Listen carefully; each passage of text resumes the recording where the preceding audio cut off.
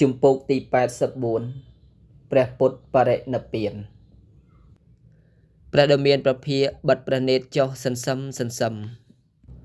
ព្រះដ៏មានព្រះភិក្ខទ្រង់ចូលកាន់បឋមឈានចេញអំពីបឋមឈានចូលទៅកាន់ទុតិយឈានចេញអំពីទុតិយឈានចូលទៅកាន់តតិយឈានចេញអំពីតតិយឈានចូលទៅកាន់ចតុត្ថឈានចេញអំពីចតុត្ថឈានចូលទៅកាន់អាកាសានញ្ចាយតនសមាបត្តិចេញអំពីអាកាសានញ្ចាយតនសមាបត្តិចូលទៅកាន់វិញ្ញាណញ្ចាយតនសមាបត្តិចេញអំពីវិញ្ញាណញ្ចាយតនសមាបត្តិចូលទៅកាន់អកិញ្ចញ្ញាយតនសមាបត្តិចេញអំពីអកិញ្ចញ្ញាយតនសមាបត្តិចូលទៅកាន់នេវសញ្ញានេសញ្ញាយតនសមាបត្តិចេញអំពីនេវសញ្ញានេសញ្ញាយតនសមាបត្តិចូលទៅកាន់សញ្ញាវេទយតនិរោធសមាបត្តិសេចក្តីរលត់នៃសញ្ញានិងវេទនាបន្ទាប់មកទ្រង់ចេញអំពីសញ្ញាវេទនិយតនិរោធសមាបត្តិថយចូលកាន់នេវសញ្ញានេសញ្ញាយតនសមាបត្តិចេញអំពីនេវសញ្ញានេសញ្ញាយតនសមាបត្តិថយចូលកាន់អកិញ្ចញ្ញាយតនសមាបត្តិចេញអំពីអកិញ្ចញ្ញាយតនសមាបត្តិថយចូលកាន់វិញ្ញាណញ្ចាយតនសមាបត្តិចេញអំពីវិញ្ញាណញ្ចាយតនសមាបត្តិថយចូលកាន់អាកាសានញ្ចាយតនសមាបត្តិចេញអំពីអាកាសានញ្ចាយតនសមាបត្តិថយចូលកាន់ចតុត្ថឈានចេញអំពីចតុត្ថឈានថយចូលកាន់តតិយឈានចេញអំពីតតិយឈានថយចូលកាន់ទុតិយឈានចេញអំពីទុតិយឈានថយចូលកាន់បឋមឈានរួចហើយទ្រង់ចេញអំពីបឋមឈានចូលកាន់ទុតិយឈានវិញចេញអំពីទុតិយឈានចូលកាន់តតិយឈានចេញអំពីតតិយឈានចូលកាន់ចតុត្ថឈានទៀតលុះចេញអំពីចតុត្ថឈានហើយព្រះពុទ្ធទ្រង់បានពិចារណានៅអង្គឈានហើយក៏ទ្រង់បរិនិព្វានដោយភវង្គចិត្តជាអព្យាកតទុក្ខសច្ចៈក្នុងចន្លោះនោះផែនដីក៏ចាប់ក៏ក្រើករំពើកញាប់ញ័រយ៉ាងខ្លាំងទាំងផ្គរក៏លាន់ឮក៏ក្រឹកអើងកងព្រមឡើងផ្កាសាលព្រឹកនិងផ្កាមត្តវៈក៏បន្តជ្រុះរយរាយមកបូជាដោយដំណក់ទឹកភ្លៀងនិងពួកភិក្ខុសង្ឃក៏ចាប់ក្តុកក្តួលស្រែកទួញយំឡើងភិក្ខុសង្ឃទាំងនោះបានដឹងយ៉ាងច្បាស់ថាព្រះសមណគោតមបរមគ្រូទ្រង់បរិនិព្វានក្នុងឋានបរមសុខឬឋានផុតទុក្ខហើយព្រះសមណគោតមបរមគ្រូទ្រង់យាងចាកលោកយើងនេះទៅក្នុងវេលាពាក់កណ្ដាលអាធ្រាត្រនាថ្ងៃ15កើតពេញបរមីខែមាឃឆ្នាំម្សាញ់ភិក្ខុទាំងឡាយដែលមិនទាន់ប្រះចាករាគៈក៏យំសោកបោកខ្លួនលើប្រតពីនិងស្រែករៀបរាប់ជាច្រើនទំនងថាព្រះមានព្រះភិក្ខទ្រង់ប្រញាប់បរិនិព្វានពេកណាស់ព្រះសម្ពុទ្ធមានចក្ខុក្នុងលោកទ្រង់ប្រញាប់បាត់ទៅពេកណាស់ព្រះដ៏មានព្រះភិក្ខទ្រង់ចាកចោលអាត្មាអញហើយលោកម្ចាស់ចូលនិព្វានហើយតើមានអ្នកណាជាទីពឹងទៀតរីឯភិក្ខុណាដែលបានប្រះចាករាគៈហើយភិក្ខុទាំងនោះមានសតិសម្បញ្ញៈអាចសង្កត់សង្កិនវេទនាបានដោយគិតថាសង្ខារទាំងឡាយមិនទៀងទាត់ពិត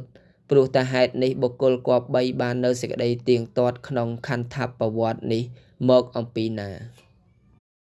លំដាប់នោះព្រះអនុរុទ្ធមានថេរដីកានិងពួកភិក្ខុទាំងឡាយថាមនាលអវុសោទាំងឡាយ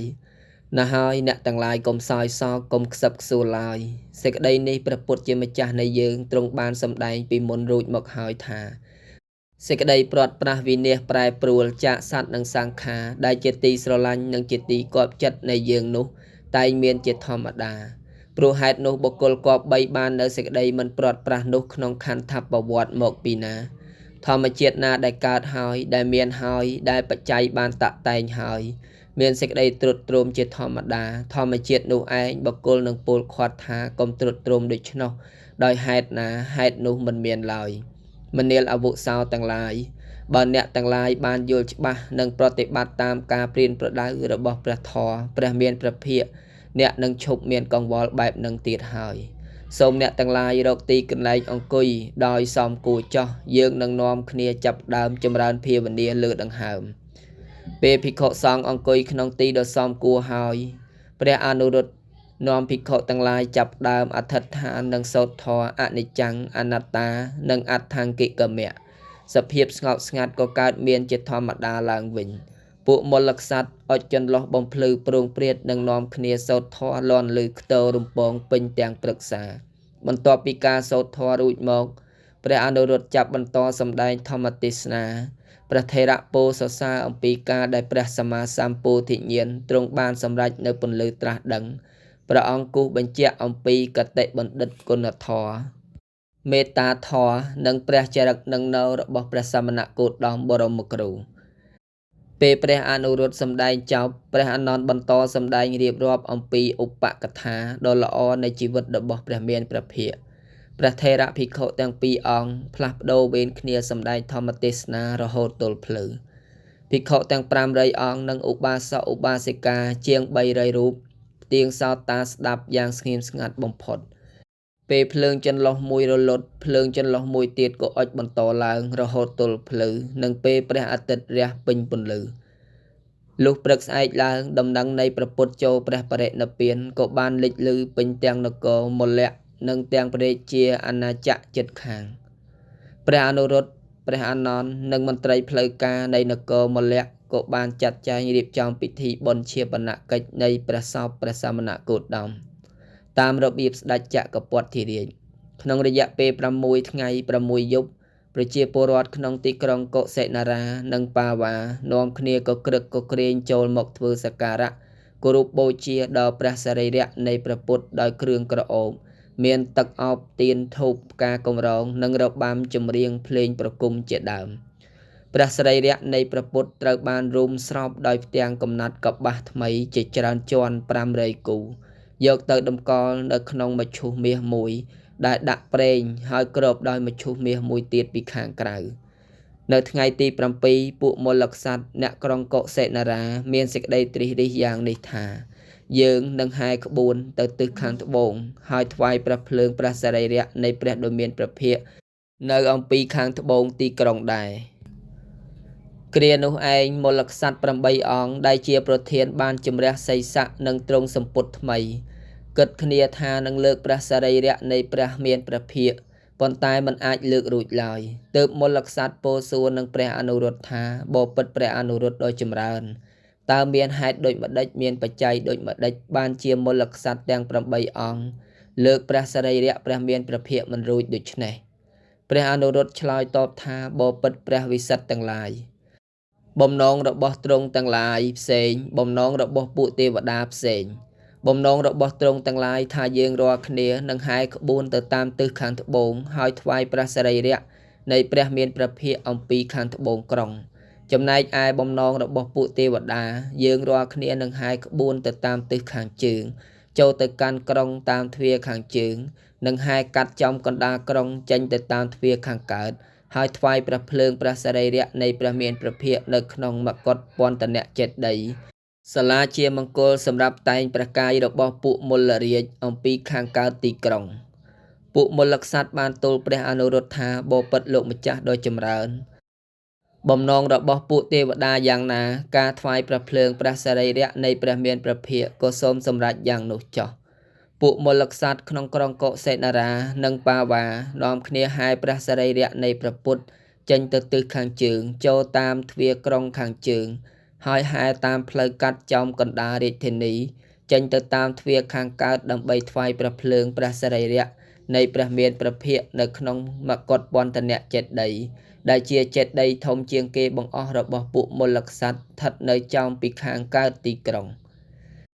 ពេលហែដល់មកុដពន្ធនចេតិយពួកមលក្សត្រជាប្រធានទាំង8អង្គក៏នាំគ្នាលើកមឈូសព្រះបរមសពយកទៅតម្កល់នៅលើជើងថ្កខ្លឹមច័ន្ទក្រស្នាក្នុងគ្រាដែលពួកមលក្សត្រ4អង្គជាប្រធានហៀបនឹងឈួលជើងថ្កស្រាប់តែមានបរិសជិះសេះម្នាក់ចូលមកខាត់ថាសូមរងចាំបន្តិចសិនព្រោះព្រះមហាកស្សបៈនិមន្តតាមផ្លូវឆ្ងាយមកអំពីក្រុងបាវ៉ាចូលមកកាន់ក្រុងកុសិនារានេះជាមួយនឹងភិក្ខុប្រមាណ500អង្គជិតមកដល់ហើយព្រះមហាកស្សបៈរវល់បង្ហាត់បង្រៀនភិក្ខុក្នុងវត្តកំប៉ាព្រះថេរៈក៏បានឮដំណឹងថាព្រះពុទ្ធយាងឆ្ពោះទៅទិសខាងជើងហើយសង្ស័យថាមកកាន់តំបន់វេសាលីនេះដែរព្រះថេរៈចេញដំណើរស្វែងរកព្រះពុទ្ធក៏ប៉ុន្តែពុំដឹងថាទ្រង់គង់នៅទីកន្លែងណាពិតប្រាកដទេ មានភិក្ខុជាច្រើនសូមមកតាមព្រះថេរៈដែរពេលព្រះថេរៈនិមន្តដល់ភណ្ឌក្រៀមចំនួនភិក្ខុដែលសូមមកជាមួយកើនដល់500អង្គពេលព្រះមហាកស្សបៈនិងភិក្ខុទាំងអស់កំពុងច្រកក្រោមម្លប់ឈើមួយក្បែរដងផ្លូវក្នុងក្រុងបាវ៉ាស្រាប់តែជួបនឹងអ្នកធ្វើដំណើរអាជីវកម្នាក់កាន់ផ្កាមត្តវៈមកអំពីក្រុងកុសិនារាទៅក្រុងបាវ៉ាព្រះមហាកស្សបៈបានសួរនឹងអាជីវកនោះថាមនាលអាវុសោតើអ្នកបានដឹងដំណឹងព្រះសាស្តារបស់យើងដែរឬទេអាជីវកឆ្លើយថាអាវុសោខ្ញុំដឹងដែរព្រះសមណគោតមទ្រង់បរិនិព្វានអស់ការ7ថ្ងៃគម្រប់នឹងថ្ងៃនេះហើយផ្កាមន្ទារវៈនេះខ្ញុំយកមកអំពីសាលវ័នក្នុងក្រុងកុសិនារាជាទីបរិនិព្វាននៃព្រះគោតមនោះការបានលើដំណឹងនេះភ្លាមភិក្ខុណាដែលមិនទាន់ប្រះចាករាគៈក៏នាំគ្នាយំសោកបោកខ្លួននិងពោលពាក្យស្រណោះស្រណោកជាច្រើនទំនងភិក្ខុណាដែលប្រះចាករាគៈហើយក៏មានសតិសម្បញ្ញៈអាចសង្កត់វេទនាបានថាសង្ខារទាំងឡាយមិនទៀងព្រោះហេតុនោះបុគ្គលគប្បីបាននៅសេចក្តីទៀងទាត់ក្នុងខន្ធប្រវត្តិនេះមកអំពីណាក្នុងគ្រានោះមានភិក្ខុបួសចាស់មួយអង្គឈ្មោះសុផតៈកំពុងអង្គុយក្នុងបរិស័ទនោះបានពោលពាក្យនឹងភិក្ខុទាំងឡាយនោះយ៉ាងដូចនេះថាមនាលអាវុសោទាំងឡាយណាហើយអ្នកទាំងឡាយកុំសោយសោកកុំយំខ្សឹបខ្សួលឡើយតាមពិតពួកយើងបានរួចខ្លួនស្រឡះហើយតើព្រោះថាមហាសមណគោតមនោះតែងតែពោលពាក្យបៀតបៀនដល់ពួកយើងថាអំពើនេះគួរដល់អ្នកអំពើនេះមិនគួរដល់អ្នកជាដើមប៉ុន្តែឥឡូវនេះពួកយើងចង់ធ្វើនៅអំពើណានឹងធ្វើនៅអំពើនោះបាននឹងមិនចង់ធ្វើនៅអំពើណានឹងមិនធ្វើនៅអំពើនោះបានស្រេចហើយតែនឹងចិត្តរបស់ពួកយើងព្រះមហាកស្សបៈហៅភិក្ខុទាំងឡាយមកថាមនាលអាវុសោទាំងឡាយពាក្យនេះព្រះដ៏មានព្រះភិក្ខទ្រង់បានសម្ដែងរួចមកហើយថាសេចក្តីព្រាត់ប្រាសវិនិច្ឆ័យប្រែប្រួលចាកសត្វនិងសង្ខារជាទីស្រឡាញ់ជាទីពេញចិត្តទាំងអស់តែងមានជាធម្មតាព្រោះហេតុនោះបុគ្គលគប្បីបាននៅសេចក្តីមិនព្រាត់ប្រាសនោះក្នុងខន្ធប្រវត្តិនេះមកអំពីណាធម្មជាតិណាដែលកើតហើយមានហើយដែលបច្ច័យតតែងហើយនឹងមានសេចក្តីទ្រុឌទ្រោមទៅជាធម្មតាធម្មជាតិនោះបុគ្គលនឹងពោលខាត់ថាកុំទ្រុឌទ្រោមដូច្នោះដោយហេតុណាហេតុនោះមិនមានឡើយបន្តិចក្រោយមកពួកភិក្ខុទាំងឡាយបានជួបនឹងបរិសជិះសេះម្នាក់ទៀតហើយបរិសនោះក៏បានធានាថានឹងលន់សេះទៅមុខដើម្បីនឹងយកដំណឹងនេះទៅទូលដល់ព្រះអនុរុទ្ធថាព្រះមហាកស្សបៈនិងភិក្ខុចំនួន500អង្គនឹងមកចូលរួមក្នុងពិធីថ្វាយព្រះភ្លើងព្រះសរីរៈនៃព្រះមានព្រះភិក្ខដែរពេលរសៀលព្រះមហាកស្សបៈនិងភិក្ខុទាំង500អង្គនិមន្តដល់ជើងថ្កនៃព្រះមានព្រះភិក្ខក្នុងមកុដពន្ធនៈចេតិយលុះចូលដល់ហើយព្រះមហាកស្សបៈក៏ធ្វើចីវរឈៀងស្មាស្ដាំប្រណម្យអញ្ជលីនិងធ្វើប្រទក្សិណជើងថ្ក3ជុំហើយបើកខាងព្រះបាទទាក្រាបថ្វាយបង្គំព្រះបាទទាដោយសិរសាគម្រប់3ដងឯភិក្ខុទាំង500អង្គក៏បានប្រព្រឹត្តនៅគារវកិច្ចនេះដោយព្រះមហាកស្សបៈដែរបន្ទាប់អំពីព្រះមហាកស្សបៈនិងភិក្ខុទាំង500អង្គថ្វាយបង្គំព្រះបាទទាព្រះបរមសពរួចហើយពិធីថ្វាយព្រះភ្លើងដល់ព្រះពុទ្ធសរីរៈក៏ចាប់ផ្ដើមឡើងភិក្ខុនីឧបាសកឧបាសិកាស្ដេចសពមុខមន្ត្រីនិងភ្ញៀវទាំងអស់ក៏លុតជង្គង់ចុះនិងប្រណម្យអញ្ជលីសំពះព្រះពុទ្ធសរីរៈគ្រប់គ្នាព្រះអនុរុទ្ធចាប់វាយកងជាសញ្ញាភិក្ខុសង្ឃក៏ចាប់ផ្ដើមសូត្រធម៌អនិច្ចំអនត្តានិងអភិញ្ញាឡើងសម្លេងព្រះសង្ឃសូត្រធម៌ប្រកបដោយសីហវិសាលធ្វើឲ្យពុទ្ធបរិស័ទប្រុងស្ដាប់ដោយស្មឹងស្មាតនិងញ៉ាំងឲ្យពិធីបុណ្យថ្វាយព្រះភ្លើងនៃព្រះពុទ្ធសរីរៈប្រព្រឹត្តទៅក្នុងបរិយាកាសដ៏សែនអធិកអធមនិងមហោឡារិកបំផុតពួកមលក្សត្រក្នុងក្រុងកុសិនារារំលត់ជើងថ្កនៃព្រះដ៏មានព្រះភិក្ខដោយទឹកក្រអូបទាំងពួងមជ្ឈុះមាសខាងក្រៅត្រូវបានទម្លាក់ចុះរួចហើយគម្របក៏ត្រូវបើកឡើងពួកមលក្សត្រអ្នកក្រុងកុសិនារាក៏នាំគ្នារើសប្រមូលព្រះពុទ្ធសរីរៈធាតុដាក់ក្នុងកោដ្ឋមាសយកទៅតម្កល់ទុកក្នុងសន្តាគារដ្ឋានហើយនាំគ្នាធ្វើសក្ការៈបូជាដោយរបាំចម្រៀងភ្លេងប្រគំផ្កាកំរងនិងគ្រឿងក្រអូបទាំងឡាយអស់ពេល7ថ្ងៃថែមទៀតព្រះថេរភិក្ខុទាំងឡាយបានចែកវេនគ្នាយាមរក្សាព្រះសរីរៈធាតុនៃព្រះដ៏មានព្រះភិក្ខនេះ ដោយមានកងទ័ពប្រដាប់លំពេងនិងធ្នូពួកដំរីពួកសេះឈរព័ទ្ធជុំវិញពីខាងក្រៅផង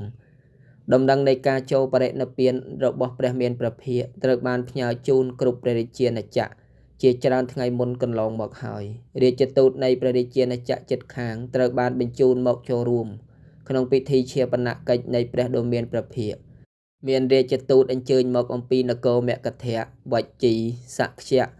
ថោលិកោលិយៈវេថតិបៈនិងមលៈ7ថ្ងៃក្រោយមកព្រះបាទអជាតសតុព្រះចៅនគរមគធៈទ្រង់បានបញ្ជូនរាជទូតទៅកាន់សំណាក់ពួកមលក្សត្រដើម្បីសូមចែកព្រះសរីរធាតុរាជទូតនគរ6ទៀតក៏សូមចែករំលែកព្រះពុទ្ធសរីរធាតុរវាងគ្នានឹងគ្នាដែរមុនដំបូងពួកមលក្សត្រក្នុងក្រុងកុសិនារាទ្រង់ជំទាស់នឹងសេចក្តីស្នើសុំនេះដែលជាហេតុធ្វើឲ្យមានការទាស់ទែងខ្វែងគំនិតគ្នារហូតបំរុងនឹងផ្ទុះជាសង្គ្រាមធំឡើងផងក្សត្រនិងព្រាហ្មណ៍ទាំង7នគរថាយើងក៏ជាក្សត្រនិងជាព្រាហ្មណ៍យើងគួរបានចំណែកនៃព្រះពុទ្ធសរីរធាតុដែររីឯពួកមលក្សត្រអ្នកក្រុងកុសិនារាបានពោលនឹងពួកគណៈទូតទាំងនេះថាព្រះមានព្រះភិក្ខទ្រង់បរិនិព្វានហើយក្នុងគាមខេត្តរបស់យើងនឹងមិនឲ្យនៅចំណែកនៃសរីរធាតុនៃព្រះដ៏មានព្រះភិក្ខឡើយប៉ុន្តែពេលក្រោយមកលុះដោយវិវាទរបស់មហាបណ្ឌិតព្រាហ្មណ៍ម្នាក់ឈ្មោះតូណៈការទាស់ទែងគ្នាក៏ត្រូវរសាត់បាត់បង់ទៅវិញតូណៈព្រាហ្មណ៍បានពោលទៅកាន់គណៈទូតទាំងនោះថាលោកទាំងឡាយដ៏ចម្រើនសូមស្ដាប់ពាក្យរបស់ខ្ញុំមួយម៉ាត់សិនព្រះពុទ្ធជាម្ចាស់នៃយើងព្រះអង្គជាខន្តិវាទអ្នកពោលសរសើរគុណនៃខន្តីដ៏ពិតការប្រហារគ្នាច្បាំងគ្នាព្រោះតែចំណែកនៃព្រះសរីរធាតុរបស់ព្រះឧត្តមបុគ្គលនេះមិនប្រពៃឡើយបបិទ្ធលោកទាំងឡាយដ៏ចម្រើន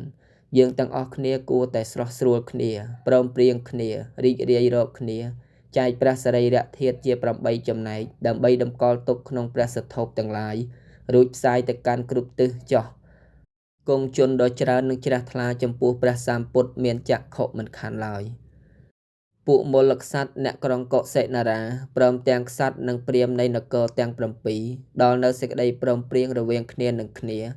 ហើយព្រះពុទ្ធសរីរធាតុក៏ត្រូវបានចែកជា8ចំណែកស្មើគ្នាក្នុងពេលនោះឯងចំពោះតូនព្រាហ្មណ៍ដែលជាមេចំណែកក្នុងការចែកព្រះពុទ្ធសរីរធាតុនោះបានត្រឹមតែកុម្ពៈឈ្មោះរង្វាស់របស់ឥណ្ឌាក្នុងសម័យនោះមួយយកទៅតម្កល់ទុកក្នុងព្រះសទ្ធោបដើម្បីធ្វើសក្ការៈបូជារីឯពួកក្សត្រមោរិយៈអ្នកក្រុងបបលិវ័នបញ្ជូនរាជទូតមកកាន់សំណាក់មលក្សត្រអ្នកក្រុងកុសិនារាដើម្បីសុំព្រះពុទ្ធសរីរធាតុក្រោយគេក៏បានត្រឹមតែព្រះអង្គរៈធ្យូងអំពីកន្លែងថ្វាយព្រះភ្លើងនោះយកទៅព្រះរាជាណាចក្រនីមួយៗបានធ្វើព្រះសទ្ធោបសក្យមនីចេតិយដើម្បីតម្កល់ព្រះពុទ្ធសរីរធាតុជាទីសក្ការៈគោរពបូជាព្រះបាទអជាតសតុព្រះចៅក្រុងមគធនគរសាងព្រះសទ្ធោបមួយក្នុងក្រុងរាជក្រឹសពួកសត្វលេជវីនៅក្នុងក្រុងវេសាលីវជ្ជីនគរសាងព្រះសទ្ធោបមួយក្នុងក្រុងវេសាលីពួកសត្វសក្យៈក្នុងក្រុងកបិលពស្តុសក្យនគរសាងព្រះសទ្ធោបមួយក្នុងក្រុងកបិលពស្តុពួកសត្វថោលិអ្នកក្រុងអលកបៈថោលិនគរសាងព្រះសទ្ធោបមួយក្នុងក្រុងអលកបៈពួកក្សត្រកោលិយៈអ្នកក្រុងរាមគ្រាមកោលិយៈនគរសាងព្រះសទ្ធោបមួយទុកក្នុងរាមគ្រាមពួកព្រាហ្មណ៍អ្នកក្រុងវេថតិបៈសាងព្រះសទ្ធោបមួយក្នុងដែនវេថតិបៈពួកមលក្សត្រអ្នកក្រុងបាវ៉ាមលនគរក៏សាងសទ្ធោប2កន្លែងក្នុងក្រុងបាវ៉ា1និងក្នុងក្រុងកុសិនារា1ដូច្នេះព្រះសទ្ធោបសម្រាប់តម្កល់ព្រះសរីរធាតុទាំងអស់មាន8រួមទាំងព្រះសទ្ធោបតម្កល់កុម្ភៈនិងព្រះសទ្ធោបតម្កល់ព្រះអង្គរៈនោះផងបន្ទាប់អំពីរាជទូតនៃព្រះរាជាណាចក្រនីមួយៗវិលត្រឡប់ទៅកាន់នគររៀងៗខ្លួនវិញភិក្ខុនិងភិក្ខុទាំងឡាយក៏វិលត្រឡប់ទៅធ្វើវត្តប្រតិបត្តិនិងបង្ហាត់បង្រៀនព្រះធម៌តាមវត្តរៀងៗខ្លួនវិញដែរព្រះមហាកស្សបៈព្រះអនុរុទ្ធនិងព្រះអានន្ទក៏បាននាំយកបាតរបស់ព្រះដ៏មានព្រះភិក្ខត្រឡប់ទៅកាន់វត្តវេលវ័នវិញដែរប្រហែលជាមួយខែក្រោយមកព្រះមហាកស្សបៈបានបើកឲ្យមានកិច្ចប្រជុំពិភាក្សាមួយនៅក្នុងក្រុងរាជក្រឹសក្នុងគោលបំណងរៀបចំផ្ទៀងផ្ទាត់ព្រះធម៌និងវិន័យឲ្យត្រូវគ្នាជាបែបនិងចង់ជំរះសម្អាតនៅពុទ្ធភាសិតទាំងអស់ដែលព្រះសាស្តា ទ្រង់បានសម្ដែងរួចហើយនោះឲ្យបានស្អាតភ្លឺរុងរឿងឡើងកត្តាដែលនាំឲ្យព្រះមហាកស្សបៈហៅពួកភិក្ខុទាំងអស់មកប្រជុំគ្នាជាបន្ទាន់នេះពីព្រោះព្រះអង្គបានចាប់អារម្មណ៍ទៅលើពាក្យសម្ដីអាក្រក់របស់ភិក្ខុបួសចាស់មួយអង្គឈ្មោះសុផតៈក្នុងសំណាក់របស់ព្រះអង្គផ្ទាល់ហេតុដូច្នេះហើយបានជាមហាសន្និបាតសង្ឃលើកទី1ឬបឋមសង្គាយនាបន្ទាប់អំពីពេលព្រះពុទ្ធទ្រង់បរិនិព្វានទៅបានកើតឡើងព្រះមហាកស្សបៈត្រូវបានចាត់ទុកជាអគ្គសាវកទី4របស់ព្រះសម្ពុទ្ធបន្ទាប់អំពីអគ្គសាវកស្ដាំទី1គឺព្រះសារីបុត្រអគ្គសាវកឆ្វេងទី2គឺព្រះមោគលាននិងអគ្គសាវកទី3គឺព្រះវិមលកោដញ្ញៈព្រះមហាកស្សបៈល្បីថាជាភិក្ខុដែលចេះដាក់ខ្លួនរស់នៅយ៉ាងសុខស្រួលក្នុងជីវិតដ៏អត្តឃាតបំផុតព្រះថេរៈបានទទួលការប្រោសប្រណីនិងស្រឡាញ់រាប់អានដ៏ស្មោះអំពីព្រះដ៏មានព្រះភិក្ខក្នុងរវាង20ឆ្នាំមុនអ្នកណាក៏ដឹងដែរថាព្រះមហាកស្សបៈចេះដេរសង្ឃដីអំពីបំណាស់កំណាត់សម្ពុតដោយដេរផ្គុំគ្នាជាច្រើនរយបំណាស់នៅពេលមួយនោះព្រះមហាកស្សបៈបានបត់សង្ឃដីនេះជាច្រើនជាន់ហើយយាងព្រះដ៏មានព្រះភិក្ខគង់ពីលើព្រះមានព្រះភិក្ខទ្រង់ត្រាស់សរសើរថាសង្ឃដីនេះគង់ទៅស្រួលណាស់ព្រះមហាកស្សបៈក៏ថ្វាយសង្ឃដីធ្វើអំពីបំណាស់កំណាត់សម្ពុតនេះដល់ព្រះមានព្រះភិក្ខតែម្ដងទៅព្រះដ៏មានព្រះភិក្ខទ្រង់ទទួលយកសង្ឃដីនេះដោយទឹកព្រះទ័យញញឹមរួចហើយក៏ទ្រង់ប្រទានសង្ឃដីរបស់ព្រះអង្គឲ្យទៅមហាកស្សបៈថេរជំនួសវិញហើយអ្នកណាក៏ដឹងដែរថាព្រះមហាកស្សបៈជាភិក្ខុមួយអង្គដែលញញឹមប្រព្រាយនៅពេលព្រះមានព្រះភិក្ខទ្រង់លើកផ្កាឈូកមួយដងបង្ហាញជាឧទាហរណ៍ក្នុងទីប្រជុំមួយក្នុងវត្តចេតពុនដោយគ្មានបញ្ចេញព្រះវាចាអ្វីមួយម៉ាត់សោះនោះព្រះបាទអជាតសតោទ្រង់ជាអ្នកឧបត្ថម្ភយ៉ាងសកម្មក្នុងសង្គាយនាលើកទី1នេះភិក្ខុដែលពូកែនិងមានចំណេះវិជ្ជាខ្ពង់ខ្ពស់ត្រូវបាននិមន្តឲ្យចូលរួមប្រជុំការប្រជុំត្រូវបានប្រព្រឹត្តឡើងចាប់តាំងអំពីពេលចូលវស្សានិងត្រូវបញ្ចប់ក្នុងរយៈពេល6ខែក្រោយមកព្រះថេរភិក្ខុនិងភិក្ខុចំនួន500អង្គពិភាក្សាគ្នាដើម្បីសម្របសម្រួលពាក្យពេចន៍និងសិក្ខាបទដោយត្រូវសូត្រប្រាប់គ្នាទៅវិញទៅមកនៅរឿងរ៉ាវអ្វីៗដែលម្នាក់បានចាំបានស្ដាប់ឮនិងបានមើលឃើញដោយសារព្រះឧបលិថេរជាភិក្ខុពូកែចងចាំខាងសិក្ខាបទព្រះថេរៈត្រូវឡើងសូត្រសិក្ខាបទទាំងអស់ប្រាប់អង្គប្រជុំដោយបញ្ជាក់នៅលក្ខណៈនិងស្ថានភាពទាំងឡាយដែលបណ្ដាលឲ្យកើតជាសិក្ខាបទនីមួយៗនោះឡើងព្រះអានន្ទដែលជាភិក្ខុពូកែចងចាំនៅព្រះធម្មទេសនាត្រូវបានឡើងថ្លែងបញ្ជាក់យ៉ាងល្អិតល្អន់បំផុតអំពីពេលវេលាទីកន្លែងនិងស្ថានភាពដែលកើតឡើងក្នុងព្រះធម្មទេសនានីមួយធម្មតាព្រះឧបលិថេរនិងព្រះអានន្ទមិនអាចគិតថានៅចងចាំព្រះធម៌និងព្រះវិន័យបានពឹស្ដារទេដូច្នេះវត្តមាននៃភិក្ខុទាំង500អង្គមានសារៈសំខាន់ណាស់សង្គាយនាផ្ទៀងផ្ទាត់ព្រះធម៌វិន័យពេលនោះបានចែកជាការព្រានប្រដៅរបស់ព្រះសម្ពុទ្ធជាម្ចាស់ជា3ប្រភេទគឺ1ព្រះសូត្រគឺជាដំណើររឿងដែលព្រះពុទ្ធបានសម្ដែងថតទេសនាទៅតាមកន្លែងនានាហើយព្រះថេរៈទាំងឡាយមានព្រះអានន្ទជាដើមបានធ្វើរបាយការណ៍2ព្រះវិន័យគឺជាច្បាប់ដែលព្រះពុទ្ធទ្រង់បានបញ្ញត្តិជាខហាមនិងជាខឲ្យធ្វើសម្រាប់បព្វជិតនិងក្រហមអនុវត្តតាម3ព្រះអភិធម្មគឺជាធម៌ដែលមានអត្ថដ៏ជ្រាលជ្រៅដែលនិយាយអំពីចិត្តចេតសិករូបនិងនិព្វានគម្ពីរទាំង3ប្រភេទនេះហៅថាព្រះត្រៃបិដកឬហៅថាកញ្ជើ3ព្រះអានន្ទបានបញ្ជាក់ប្រាប់អង្គប្រជុំថាព្រះពុទ្ធទ្រង់បានផ្ដាំផ្ញើនឹងលោកថាបន្ទាប់ពីព្រះអង្គបរិនិព្វានទៅភិក្ខុទាំងឡាយអាចដកសិក្ខាបទតូចនិងតូចតាមលំដាប់បានប៉ុន្តែដល់ពេលភិក្ខុទាំងឡាយសួរថាតើព្រះមានព្រះភិក្ខបានបញ្ជាក់ច្បាស់លាស់នៅក្នុងសិក្ខាបទណាមួយទេព្រះអានន្ទឆ្លើយតាមត្រង់ថាលោកឥតបាននឹកគិតសួរសំណួរបែបនឹងចំពោះព្រះដ៏មានព្រះភិក្ខវិញទេសង្គាយនាលើកទី1នេះក្នុងគោលបំណងរក្សាពាក្យព្រានប្រដៅរបស់ព្រះពុទ្ធកុំឲ្យបាត់បង់ភិក្ខុសង្ឃក៏នាំគ្នាទន្ទិញចាំមាត់និងរក្សានៅពុទ្ធានុញ្ញាតថាឲ្យរៀនពាក្យព្រានប្រដៅពុទ្ធវចនៈតាមភាសាជាតិរៀងៗខ្លួនសង្គាយនាលើកទី1នេះពុំទាន់បានសរសេរជាលាយលក្ខណ៍អក្សរនៅឡើយទេលុះត្រាដល់សង្គាយនាលើកទី3បន្ទាប់អំពីព្រះពុទ្ធទ្រង់បរិនិព្វានទៅបាន200ឆ្នាំទើបចាប់ផ្ដើមសរសេរសង្គាយនាលើកទី2 ទុតិយសង្គាយនាបានធ្វើឡើងបន្ទាប់អំពីព្រះពុទ្ធទ្រង់បរិនិព្វានទៅបាន100ឆ្នាំ នៅពេលព្រះថេរៈមួយអង្គព្រះនាមយសកាកណ្ឌបុត្របានញោមញីនៅពាក្យរបស់វជ្ជីបុត្រភិក្ខុទាំងឡាយទុតិយសង្គាយនានេះមានគោលបំណងផ្ទៀងផ្ទាត់ពុទ្ធវចនៈក្នុងព្រះត្រៃបិដកឲ្យបានត្រឹមត្រូវដោយការធ្វើបឋមសង្គាយនានោះវិញសង្គាយនាលើកទី3តតិយសង្គាយនាបានធ្វើឡើងបន្ទាប់អំពីព្រះពុទ្ធទ្រង់បរិនិព្វានទៅបាន218ឆ្នាំ នៅពេលព្រះថេរៈមួយអង្គឈ្មោះមោគលិពុត្តទេសទ្ធេបានទម្លាយនៅវេទៈគឺពាក្យពោលនៃដេរថីទាំងឡាយតតិយសង្គាយនានេះមានគោលបំណងជំរះសម្អាតនៅព្រះត្រៃបិដកឲ្យបានត្រឹមត្រូវដោយការធ្វើបឋមសង្គាយនានោះដែរលោកកន្លងបន្តិចអំពីសង្គាយនាលើកទី3នេះមានភិក្ខុមួយអង្គព្រះនាមព្រះមហាមហិន្ទថេរបានទៅប្រតិស្ថានព្រះពុទ្ធសាសនា នៅក្នុងតាមពៈបណ្ឌទ្វីបគឺនៅកោះលង្កាឬស្រីលង្កាព្រះពុទ្ធសាសនាកន្លងបាន500ឆ្នាំបន្ទាប់អំពីព្រះពុទ្ធបរិនិព្វានទៅមានគម្ពីរមួយឈ្មោះមិលន្តបញ្ហា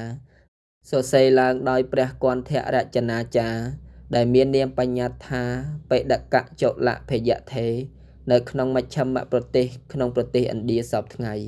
លោកបានតាក់តែងគម្ពីរនេះឡើងក្នុងគោលបំណងដើម្បីនឹងកម្ចាត់បងនៅសេចក្តីសង្ស័យនៃជនទាំងឡាយក្នុងធម៌វិន័យព្រះពុទ្ធសាសនា